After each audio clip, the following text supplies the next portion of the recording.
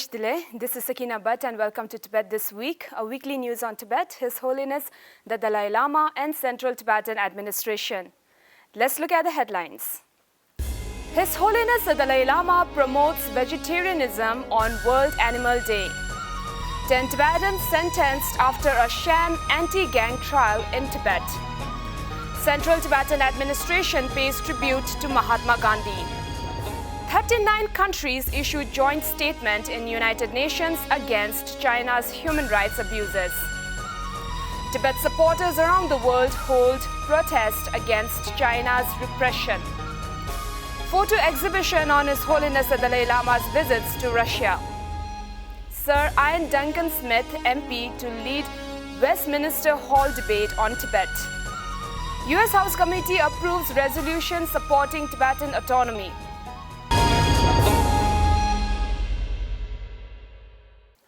In his special message on World Animal Day, His Holiness the Dalai Lama mentioned his effort in encouraging monasteries and schools to serve more vegetarian meals and urged everyone to promote vegetarianism. Everybody become vegetarian. That also impractical, especially those cold climate like northern Tibet and Mongolia. You see, through generations, their life depends on animal. But meantime, like India, there are a lot of vegetable there. So in India, already vegetarianism very good. On Sunday this week, His Holiness the Dalai Lama concluded his 3-day teaching on Tsongkhapa's essence of true eloquence and Chandrakirti's entering the middle way to Taiwanese Buddhists gathered in Taiwan on Friday last week. 10 Tibetans in Tibet have been sentenced to prison terms varying from 9 to 14 years. The US-based International Campaign for Tibet published the report after analyzing 10-hour video recording of the proceeding, which took place on 28th to 29th June this year, that gave a rare glimpse of the experience of Tibetans in China's judicial system. International Campaign for Tibet condemned the court proceeding as unjust and violation of Chinese and international law. The report mentions the Tibetans were from Sangchu County in northeastern region of Amdo and were respected members of the community who tried seeking compensation for property damage caused by blasts from state expressway construction projects and were also the ones who stood against commercial slaughterhouse in their hometown. The Central Tibetan Administration paid tribute to Mahatma Gandhi on his 151st birth anniversary. CTA Kalus and senior officials observed the occasion. Kalui of Religion and Culture Department of CTA noted that the best way to celebrate Gandhi Jayanti would be to remember, practice and promote the message of truth and non-violence. His message is still very alive all over the world and becoming very popular, and we are great followers of those messages, primarily the non-violence and the truth and so forth. The German ambassador Christoph Huygen read out a joint statement on behalf of 39 countries during the United Nations Third Committee General debate at the United Nations headquarters in New York on Tuesday this week. We are gravely concerned about the human rights situation in Xinjiang and the recent developments in Hong Kong. In June 2020, 50 UN Special Procedures mandate holders issued an exceptional letter of concern calling on the People's Republic of China to respect human rights. We share their grave concerns. We call on China to respect human rights, particularly the rights of persons belonging to religious and ethnic minorities, especially in Xinjiang and Tibet. The calls by the 50 UN Independent was echoed by over 300 civil societies, which wrote an open joint letter to the UN.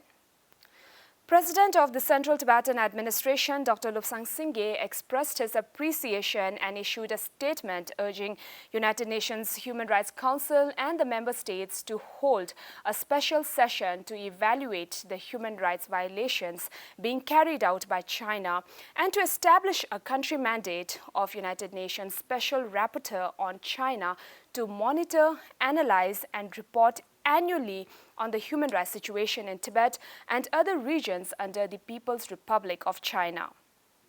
U.S. Ambassador Andrew Bremberg, permanent representative of the U.S. to the Office of the United Nations and other international organizations in Geneva, met with representative of His Holiness the Dalai Lama and the Central Tibetan Administration on 30th September at the U.S. Mission, Geneva. Ambassador Bremberg assured strong support to the Tibetan struggle for freedom and justice.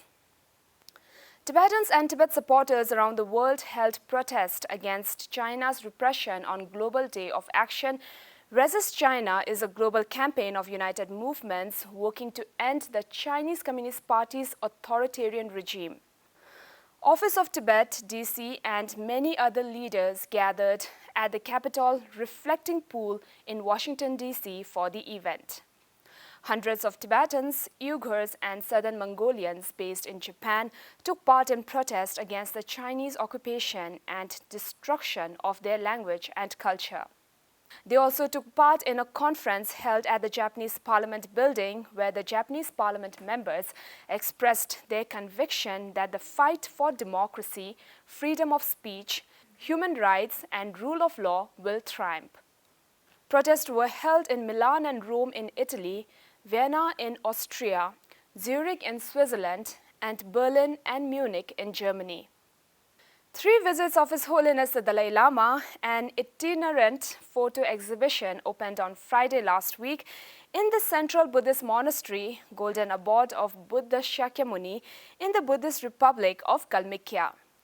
The exhibition was organized for the commemoration of the 15th anniversary of Golden Abode of Buddha Shakyamuni. The works showcase the visit of His Holiness the Dalai Lama in Kalmykia in the year 1991, 1992 and 2004. The collection of photos belongs to Nikolai Boshev, honored culture worker and photographer of Kalmyk Republic.